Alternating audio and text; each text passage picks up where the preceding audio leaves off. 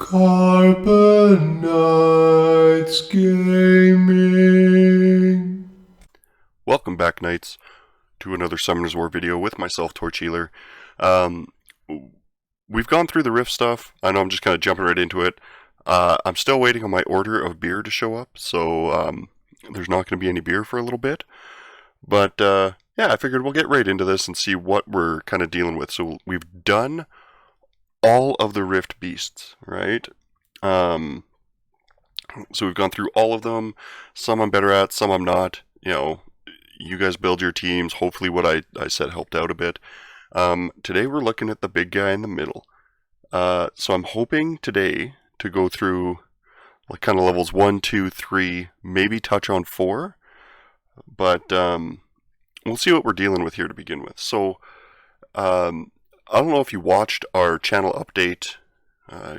Would be a couple days ago now.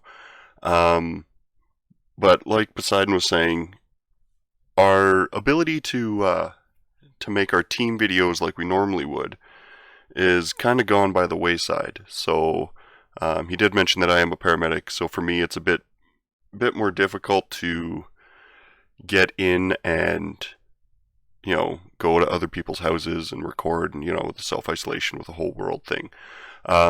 But hopefully that I'll still have enough time to be giving out some daily Summoners War stuff, and just kind of chit-chat about what's going on. I might try some other games. I know that Poseidon and I have been tinkering around with World of Tanks and some other stuff, but that's for down the road. Let's kind of focus on now.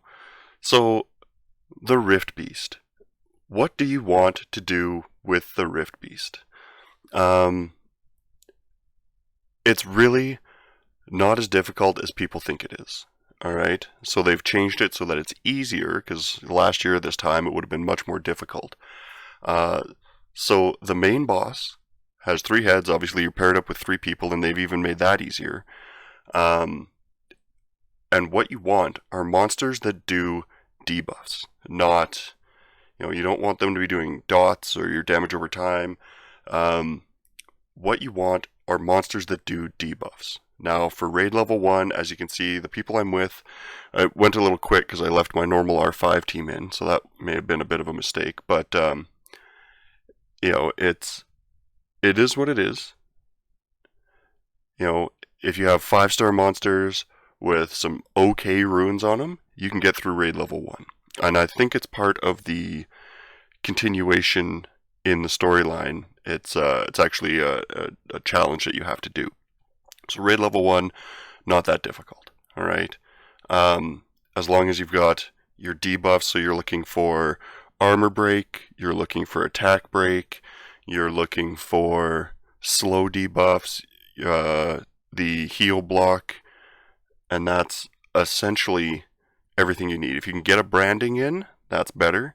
If you can't, then, well, you know what, you just kind of go with it. Alright, so hopefully, and of course, if you don't know how the raids work, everybody on the team gets to take advantage of the leader skill that you have, right? So most of the time, up in R5, if you're going that high, you're getting probably a defense lead. So the Fire Panda is a great defense lead, 33%. You're going to get a resistance lead, which Diaz, the dark, what's it called? Death Knight, gives a 30% resist lead. Mind you, so does Tasarian, but he doesn't really bring a whole lot to the table aside from that, and maybe a defense break if you land it. And a crit rate lead. So once this is over, hopefully it'll give me a bit of time. So I will show you my team. Alright? So I use a 2-star Colleen. Like I've mentioned in the past, she's great. A fusible monsters, Young Fei. This was a Holly Heroes, so I can understand if you don't have it. But the Light Vagabond, Darien, works just as well in this situation. Right? And then the rest are 4 stars. So I use Xiaolin. I do have her on a vampire set, because that's what I do. The Mi Yang, which is just the water Chasoon, and everybody wants that Chasoon, but down the road, like I said, you're going to want that Mi Yang. And the reason is because she does a full, she reduces all debuffs by 1 turn, as well as heals. So, really, really good monsters to have.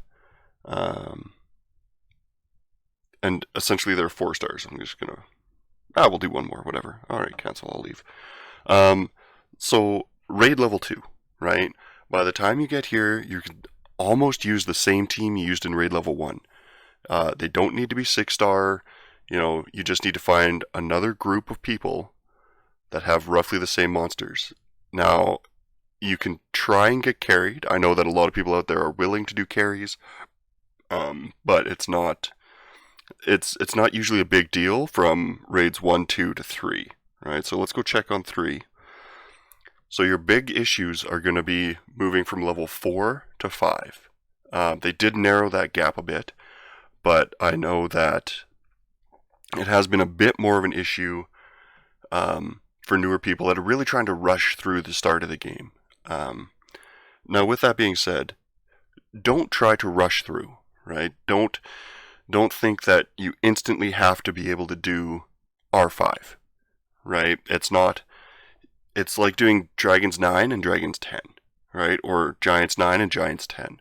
You're still going to get good rewards out of raid level 4 as long as you can clear it. If you're only clearing raid like the R5, let's say 60% of the time, but you're clearing R4 100% of the time, well, it seems kind of obvious that you're going to take the one where you're going to get rewards every time you do it, right? So don't feel like you have to rush through and really take the fun out of playing the game, right? So, build those monsters, and this is another issue you might run into. People that are playing and just kind of sitting there, whatever, not paying attention. There's 2 ways to go about it. You might get into a lobby where somebody's not readying up or getting it so that the party can start, and some people will leave, some people will stay. Like I've said in the past, I am casual at this game, so if there's somebody in the party that hasn't quite queued up for me yet, I might just sit there, right? And the reason I would sit there is just I got other stuff to do, I'm not burning energy, I'm not rushing through everything. But, yeah, just take the time to enjoy the game, right? Go through it and do the level which you're going to get the rewards. It's better to get, 10 rewards at an R4 level than it is to get 5 rewards at an R5 level. Now, with that being said, I know there's been a lot of hype about the 6-year anniversary and stuff like that, and some of the new videos. I know another YouTuber is quite prolific at deciphering the COMTOS code, but there is rumors. Now, nothing's, it's just kind of guesses, whatever. There might be adding an R6, which would be crazy. Just a lot of hype around this 6-year anniversary, which should be coming out within the next week or so, is kind of my guess. But we'll keep our eyes open. If I'm around, I might be able to make a quick video on it. But yeah, so now that we got a bit more time, R3 might take a bit longer. So, let's take a moment and look. So we've got a heal block, defense break, glancing hit, attack break, and slow. Those are your main 5 debuffs that you want on the boss, right?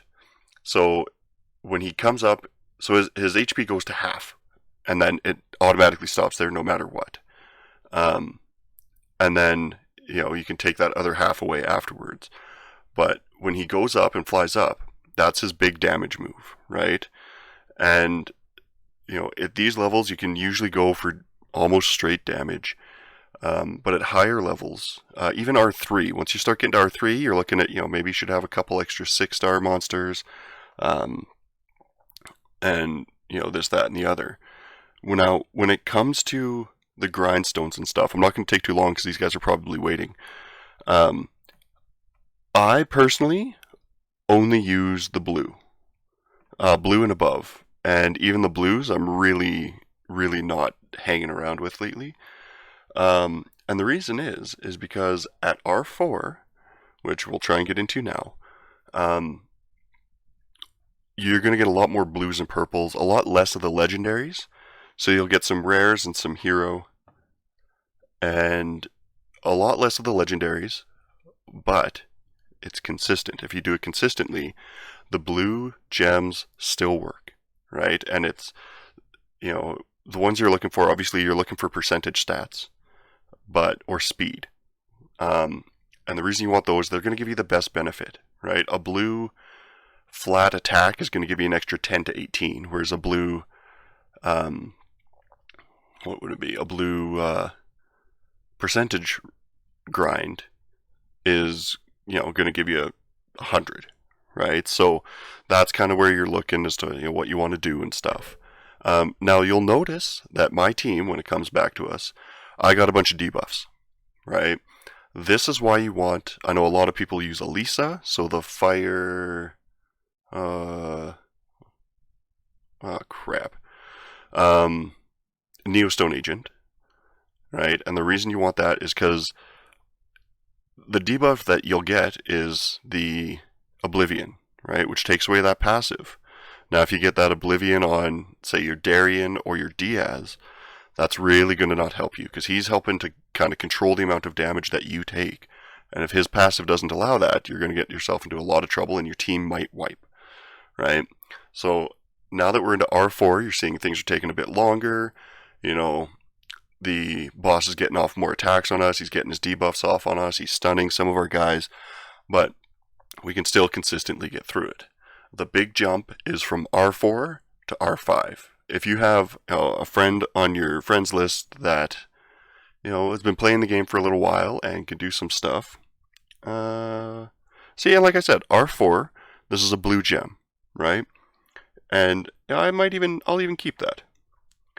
So the big jump is going from R4 to R5, and the reason is you're going to get a lot more debuffs. And I'm not even saying that I'm consistent at R5. I feel my team can handle itself, but sometimes you get people that are trying to, like I said, rush through, and it kind of screws over your other teammates.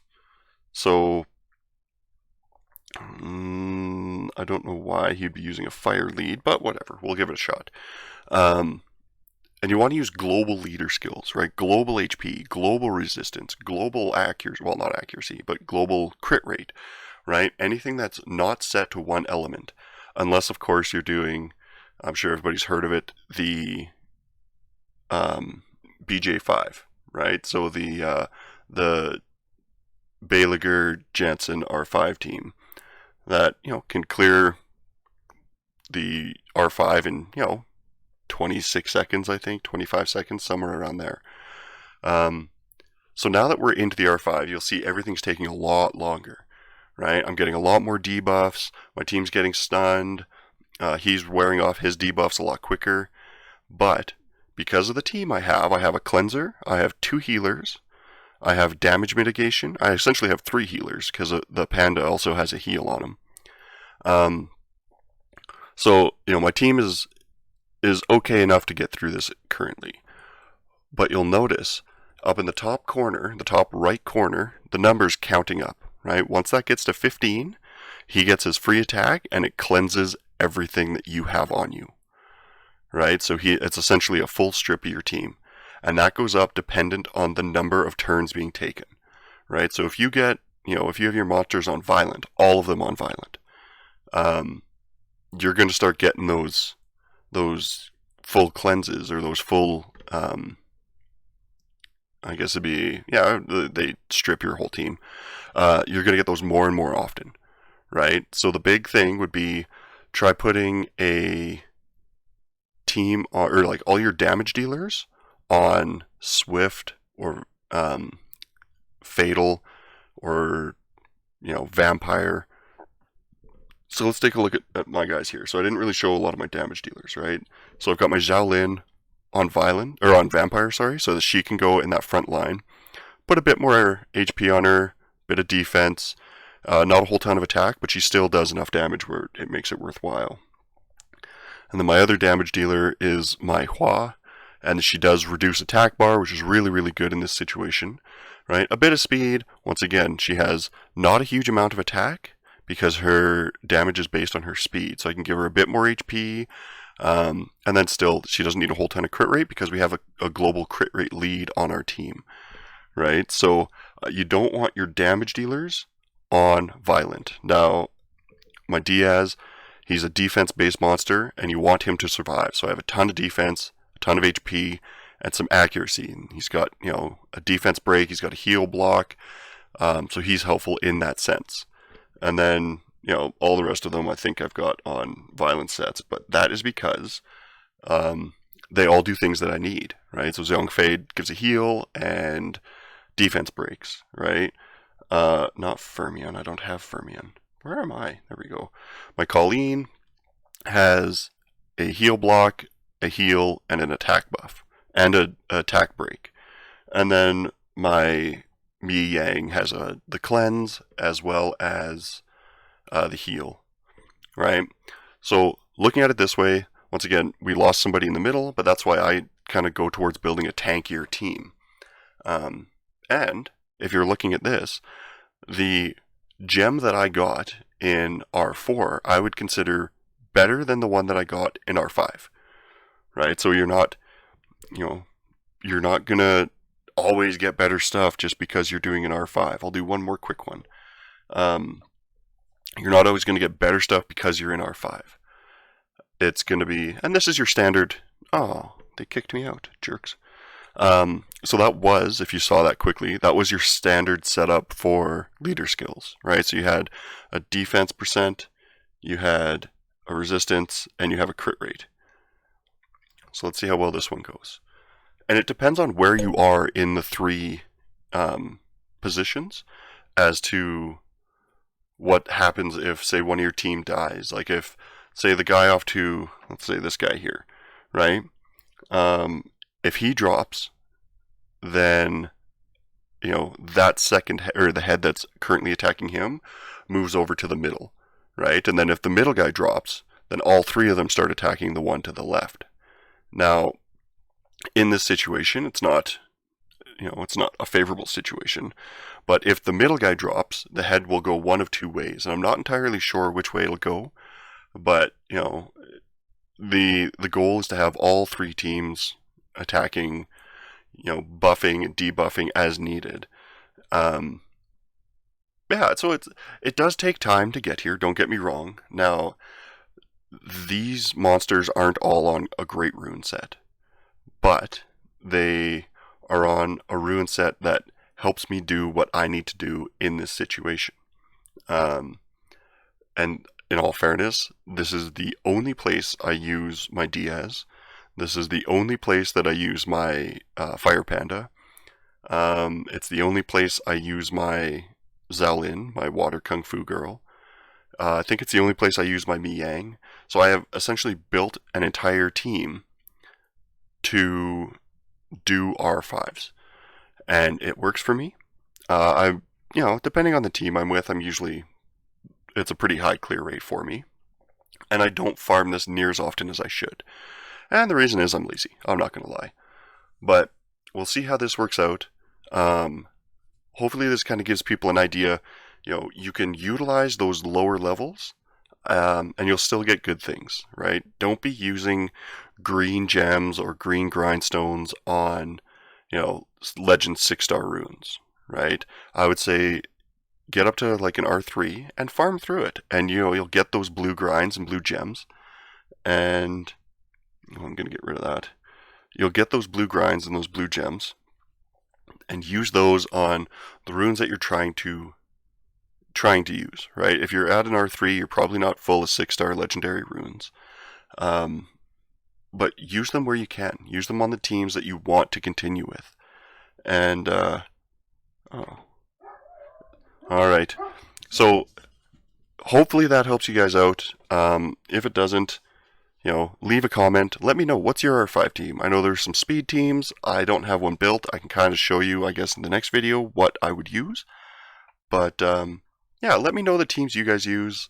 Hit us up on our Discord, our Twitter, or whatever else that Poseidon puts down in the links. And I guess we will call it for this one. Good luck with your Rift raids. Hopefully this helps you out and gets you kind of progressing in those raids a little bit quicker. But yeah, I guess until next time, keep those shields up. Well, Knights, you made it all the way to the end. You know what that means. You've won the chance to watch another one of our videos, or perhaps even subscribe. Make sure to leave a comment, and we'll see you next time.